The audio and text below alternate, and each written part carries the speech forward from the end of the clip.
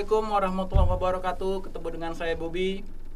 Channel saya kali ini akan ngobrol-ngobrol membahas tentang satu pekerjaan yang dulu kita anggap pekerjaan ini sebelah mata, tidak bisa menghasilkan, tidak bisa memberi nafkah anak istri. Nah, sekarang kita coba bahas, kita coba ngobrol-ngobrol dengan beberapa guru-guru drum. Di sebelah saya ada guru drum, sahabat saya, Mas Jarot. Assalamualaikum, Mas. Waalaikumsalam. Sehat, Mas? Sehat, alhamdulillah. Corona ora semuanya ya. Corona ora? Alhamdulillah. 86. Iya. Jadi beliau sahabat saya, satu tempat ngajar juga. Saya kenal beliau lama, saya tahu beliau. Jadi kita coba ngobrol, ngoprek beliau lah. Dari mulai beliau zaman dulu ngajar sampai sekarang, supaya teman-teman bisa melihat sosok guru-guru drum khususnya, atau guru-guru musik pada umumnya. Jadi beliau ini memang, kalau saya lihat, salah satu guru terbaik di Yamaha. Nah, tahu Yamaha nggak? Motor, Mas. Oh iya. Yamaha motor. Jadi Mas Jarot, wis pirang tahun iki, Mas, ngajar, Mas? Aku ngajar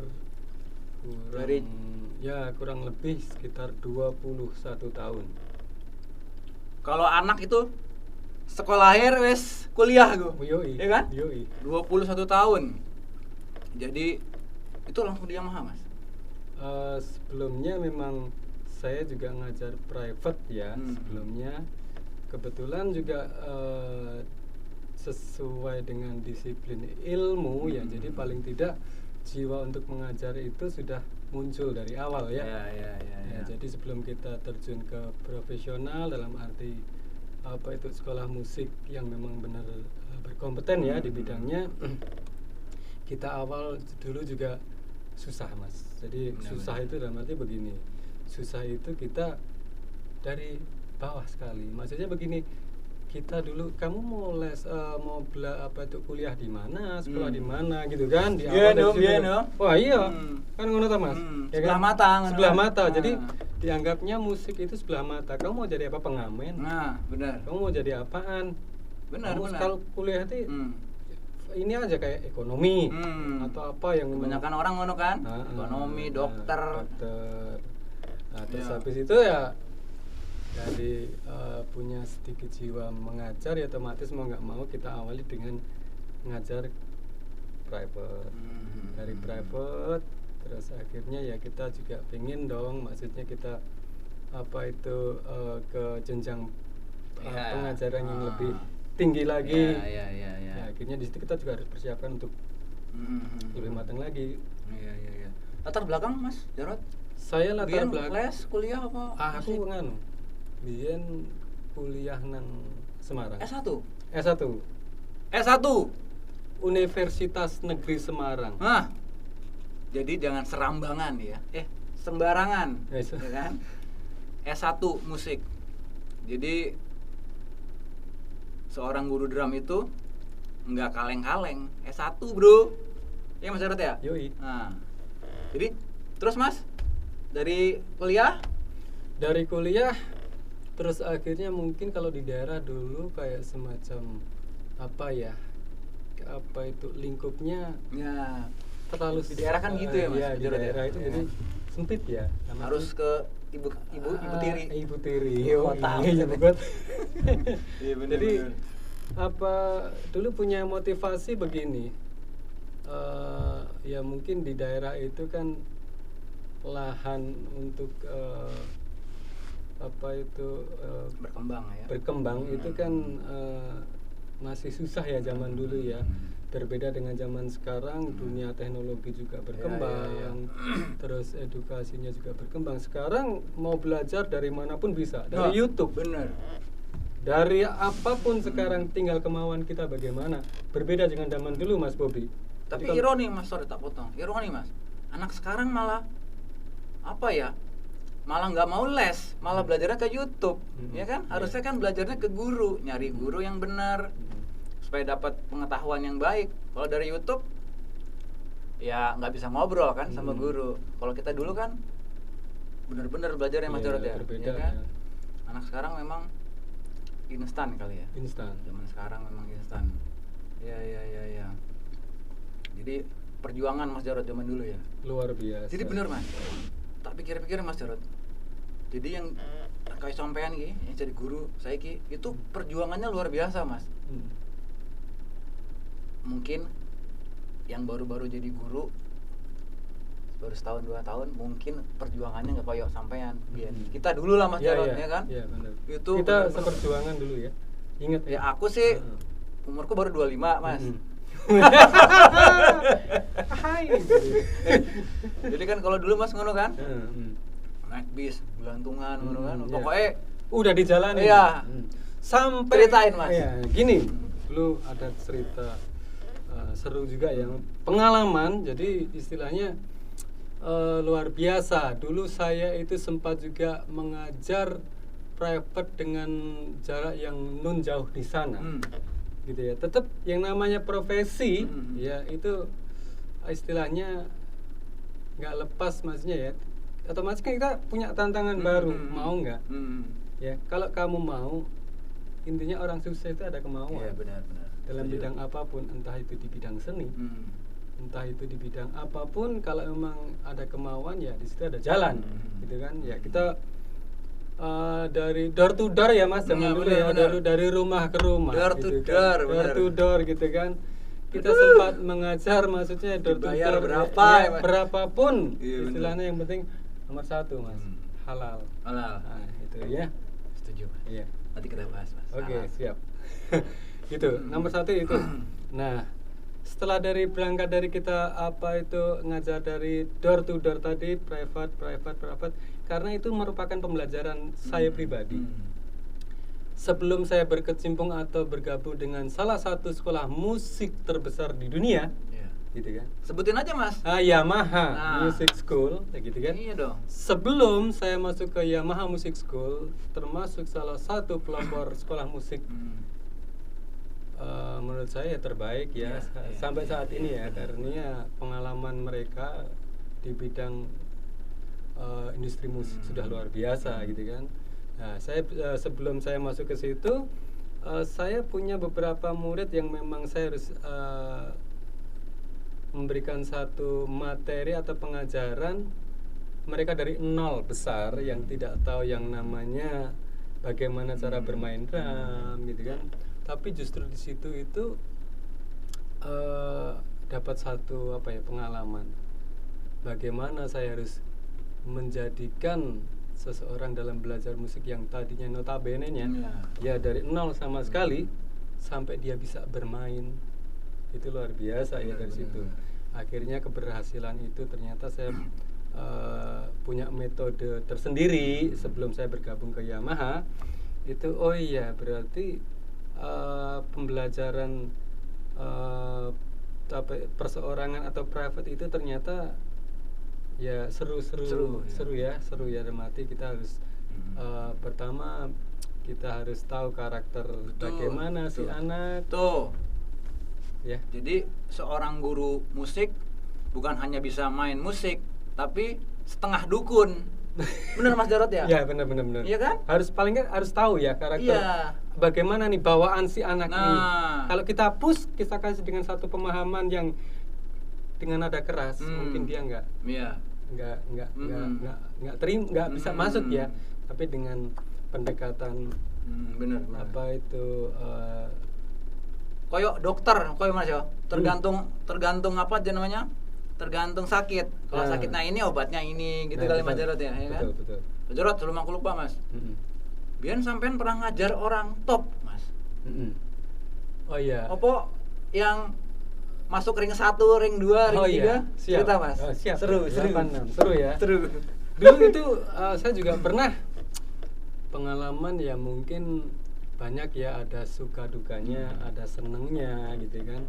Nah kebetulan dulu saya dapat satu murid private. Waktu itu saya dibilangin begini, Mas bisa nggak ngajar bapak-bapak gitu waktu itu. Waktu itu di Yamaha mana, Mas? Saya masih di Yamaha MG Blok M. Oh, saya Blok M. Ada bangkrut ya. Discontinue. Ya. Nah, gitu ya. Bukan bangkrut, discontinue. Discontinue. Sorry. Oke. Nah, sorry, di depannya Blok M Plaza ya? Blok M Mall, Mas. Blok M Plaza. Blok M Plaza ya? Iya. Blok M Plaza. Tapi mungkin untuk sampai sekarang untuk dealernya masih ada. Masih ada, cuma untuk sekolah musik discontinue. Tahun berapa, Mas? Tahun 2005 apa ya? 2008 ya. Nah, oke. Di situ saya dapat satu ini istilahnya tawaran ya untuk mengajar. Mau nggak ngajar bapak-bapak? Pertama, yang memang bapak-bapak itu yang dia bisa memberikan satu ini ya, atau menyampaikan materi dengan sabar, terus memberikan satu pembelajaran dan pengajaran dengan sabar gitu kan. Oh oke, siap, insya Allah saya bilang gitu kan, insya Allah siap. Nah, waktu itu saya juga agak ini juga ya. Belum tahu siapa belum gitu.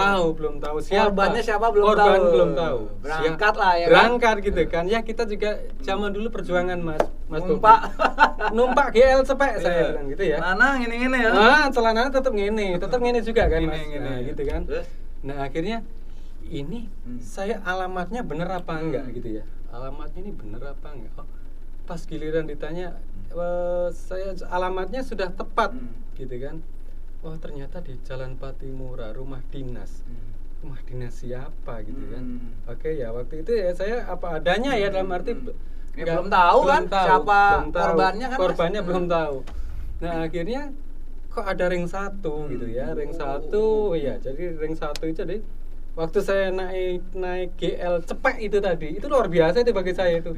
Sejarah. Dan saya tidak sejarah bisa perjuangan bangsa. Yoi gitu kan. PSBB. Ya. Akhirnya saya di situ kok saya di stop gitu ya. Kenapa? Mau ketemu dengan bapak-bapak siapa? Masih ditanya. Akhirnya setelah di situ ada perlu apa? Saya mau ngajar bapak. Bapak siapa? Masih dibuletin lagi. Oke, setelah beliau yakin, akhir saya diperkenankan untuk masuk ke ring berikutnya. Ring kedua itu PM ya, CPM ya, PM yang pakai motor gitu kan. Oke, saya sempat juga di situ juga diberhentikan. Maksudnya begini, mau ketemu dengan siapa? Saya mau ketemu dengan Bapak Sutanto, saya bilang gitu kan. Sutanto itu Kapolri, ya? Kapolri, Pak Sutanto. Lanjut, Mas. Ya, siap.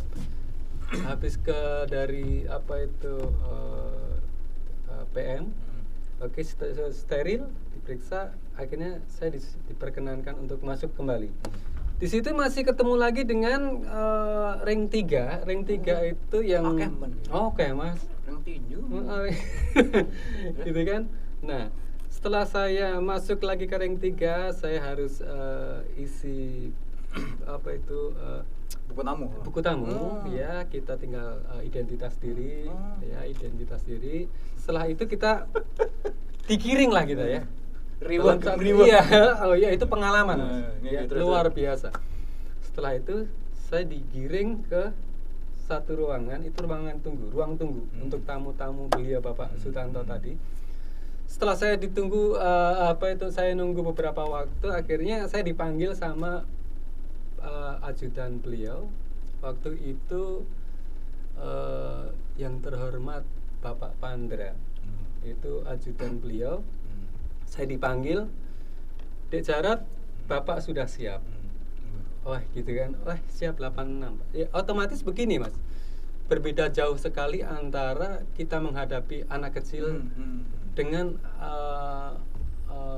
orang yang orang pinter ya. Sorry Rod, sebelumnya kowe orang ngerti ki Sutanto ki opo? Nggak tahu. Sian deh. Nggak tahu. Bener. Pak Sutanto mengapa? Nggak tahu. Jadi yang namanya kita itu walat kayak guru gitu. Nggak tahu. Jadi memang itu istilahnya ya kita ngalir aja Mas. Jadi kita ngalir, nggak ada yang ditutup-tutupi. Memang saya istilahnya dari desa ya. dari desa lugu istilahnya, lutung gunung maksudnya, gitu kan. Nah, gitu. Pas ketemu beliau otomatis berbeda sekali saat kita mengajar dengan anak kecil, ya gitu kan. Dengan beliau yang memang saya bilang memang orang yang cerdas, orang yang pintar. Apa itu harus saya sampaikan di awal perkenalan saya dengan beliau, gitu. Itu merupakan satu jalan bagaimana biar kita nanti berkomunikasi lebih nyaman, lebih enak, lebih ini. Kaku Mas, waktu pertama kali itu kaku. Bagaimana saya harus menghadapi ya gitu kan. Bayang lah.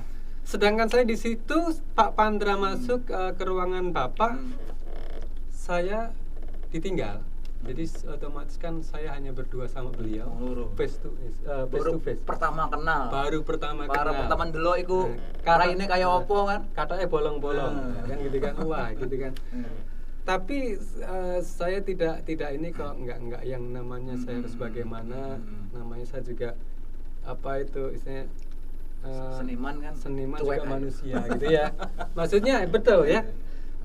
Seniman juga manusia. Beliau Kapolri juga manusia, jadi saya tidak ada yang merasa ya canggung gitu ya. Pertama mungkin canggung, akan tapi setelah saya mengenal dari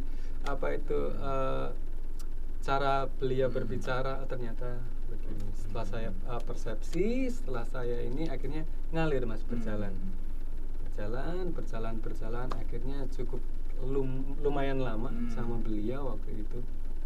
Ya, tapi begitu Mas, kita ngajar beliau itu tidak bisa kita ngikutin Bapak itu ngikutin jadwal kita, akan tapi kita harus ngikutin jadwal beliau. Gitu, Mas. Jadi itu salah satu pengalaman Mas Jarod. Jadi mungkin nggak semua guru drum khususnya ketemu pengalaman ngajar seru ya kan. Ring 1, ring 2, ring 3, ring basket, udah lemas duluan tuh, masuk ring 1 lemas, ring 2 udah lemas, ring 3 lemas, pingsan. Ya. Jadi itu sekelumit pengalaman ya Mas Jarod ya. Ya memang. Jadi guru itu pekerjaan yang mulia juga Mas, ya kan? Iya kan? Jadi Mas Jarod tadi bilang halal ya Mas? Halal. Saya pikir memang satu pekerjaan yang halal nih salah satunya guru musik Mas. Kita korupsi nggak bisa, duit nggak bisa korupsi kita Mas. Betul ya kan, kita ngajar berdasarkan waktu udah. Mau nyolong waktu dikurangin, diomelin sama orang tua murid sama murid kan. Benar juga. Iya kan Mas. Tapi juga mungkin kalau saya sih bukan masalah korupsi ya, mengajar itu sebenarnya asik ya. Jadi kita tidak berbicara masalah aku harus ngurangin waktu, enggak. Akan tapi semakin murid itu semakin tahu, semakin ingin tahu, semakin tahu.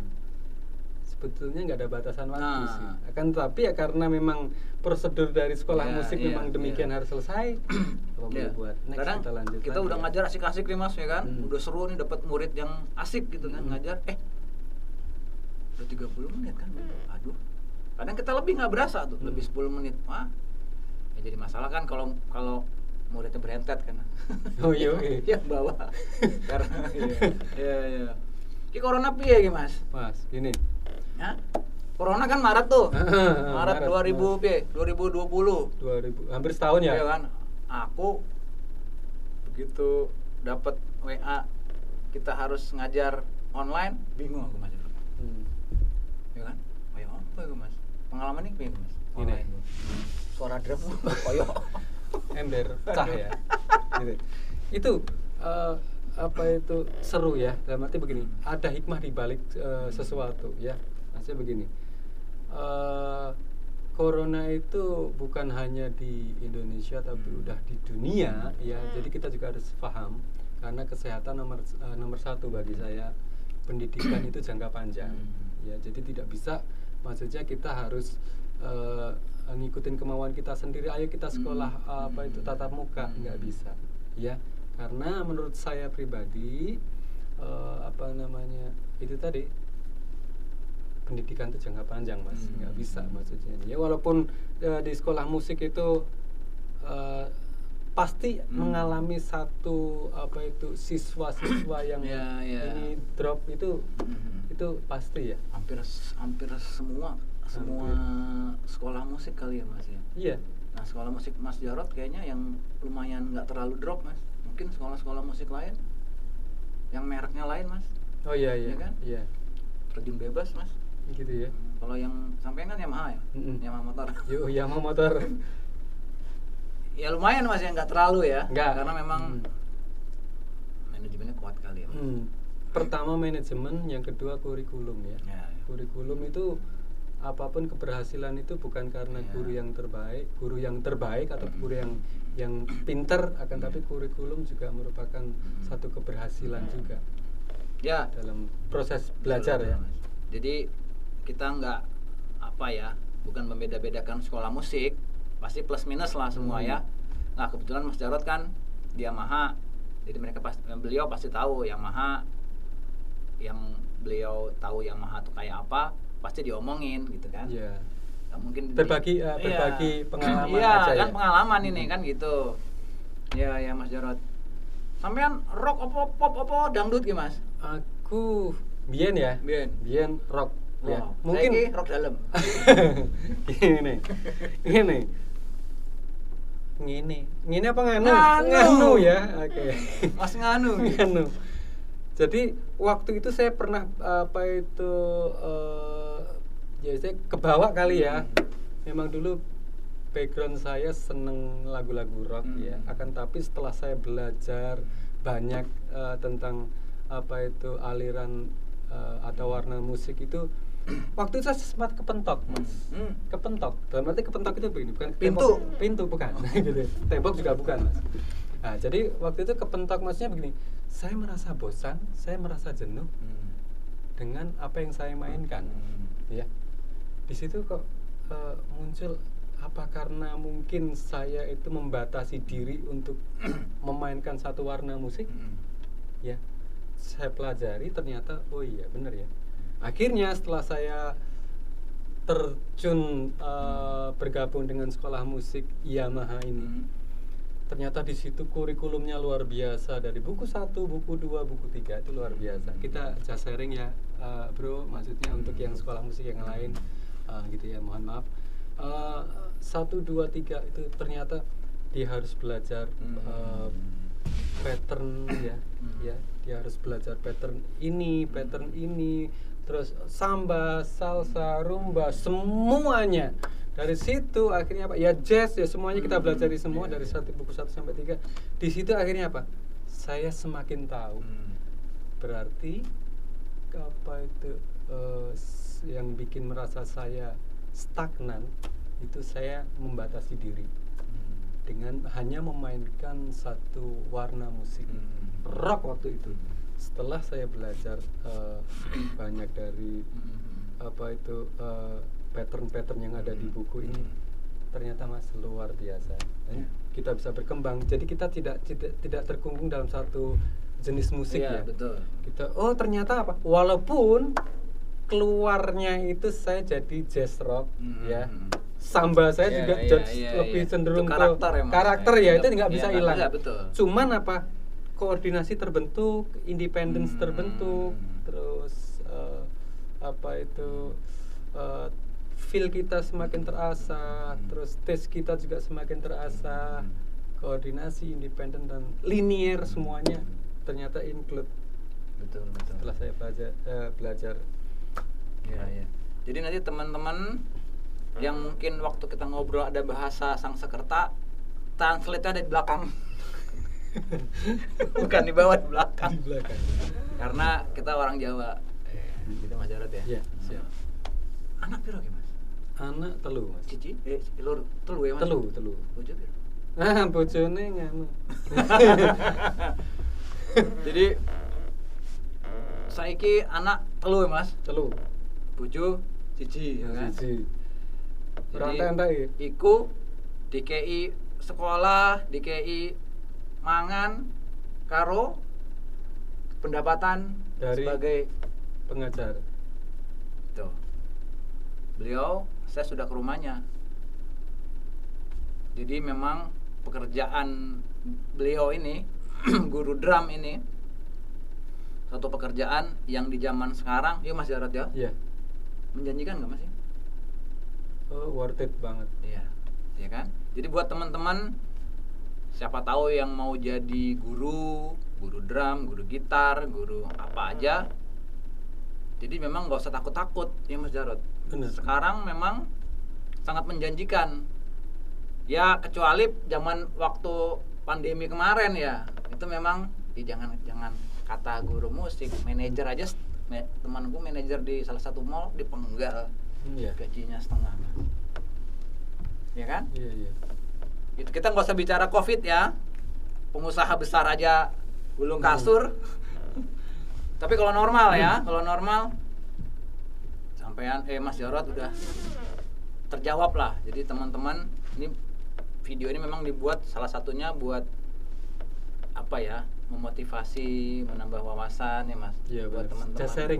Sharing pengalaman. Kan sekali lagi the one and only satu-satunya channel di YouTube di Indonesia yang kita ngobrol santai dengan guru-guru, mungkin baru kali ini Mas Jarod ya.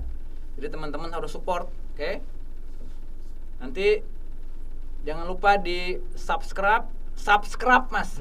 Subscribe, share, like, dan komen, sama nyalain lonceng notifikasinya. Nanti kita akan wawancarain banyak guru drum, guru ngaji enggak ya, beda aliran soalnya. Ya, jadi Mas Jarod, buat teman-teman nanti yang mau ngajar Mas, siapa tahu mau ngajar Mas, apa Mas tipsnya Mas? Tipsnya apa santai-santai aja, apa belajar dari YouTube aja, apa gimana lah Mas, terserah Mas Jarod. Untuk jadi pengajar ya, gimana aja ngajar, nggak perlu di tempat sekolah Mas Jarod juga kan. Jadi begini, tips nanti bagaimana kita mengajar jadi satu profesi, itu sebetulnya itu nomor satu yang perlu dipersiapkan adalah maksudnya kemampuan dalam menguasai materi yang jelas. Yang kedua, cara menyampaikan materi itu secara jelas, detail, dan mungkin kalau ada pertanyaan dari siswa ya harus siap juga ya. Dalam arti ternyata ada pertanyaan yang memang saya nggak tahu, saya harus lebih belajar lagi ya. Karena apa? Guru itu lebih menang satu langkah Mas. Saya bilang dengan siswa harus selalu benar. Bukan harus selalu benar, bukan. Tapi kita masih punya ini ya. Setuju. Punya punya satu langkah. Itu jadi pertanyaan yang mungkin si murid ini belum terjawab, kita masih harus belajar. Karena bagi saya belajar bukan hanya seorang guru kok. Bukan seorang guru itu juga, saya bilang guru juga manusia. Ya kan gitu kan? Jadi pasti punya kekurangan ya. Karena untuk menyiasati kekurangan itu ya kita harus belajar lagi, banyak belajar, baik dari referensi, bisa dari YouTube, bisa dari kurikulum sekolah musik, bisa dari perkembangan musik zaman sekarang ya, itu buat referensi ya. Terus kita cari literatur, kita cari kayak materi-materi untuk repertoar ya, diperbanyak ya, karena bagaimanapun itu sangat membantu kita sebagai pengajar untuk memberikan wawasan yang luas terhadap siswa-siswa kita nanti Mas ke depannya. Keren ya. Mantap Mas. Tuh, jadi beliau sudah kasih pengalamannya ke teman-teman semua. Sekali lagi, channel ini obrolan santai, nggak ada maksud menjelekan siapa-siapa. Ini pure memang memberikan motivasi, memberikan wawasan ke dunia luar, bahwasannya ada satu profesi yang namanya guru musik, guru drum gitu kan, yang dari dari penghasilan Mas Jarod dia bisa nyekolahin anak, dia bisa beli mobil, beli rumah gede. Oke? Mas Jarod ya? Alhamdulillah ya Mas. Mas Jarod, thank you Mas. Sehat selalu Mas. Amin. Doain berkembang ya Mas. Amin ya rabbal alamin. Ya siap. Assalamualaikum.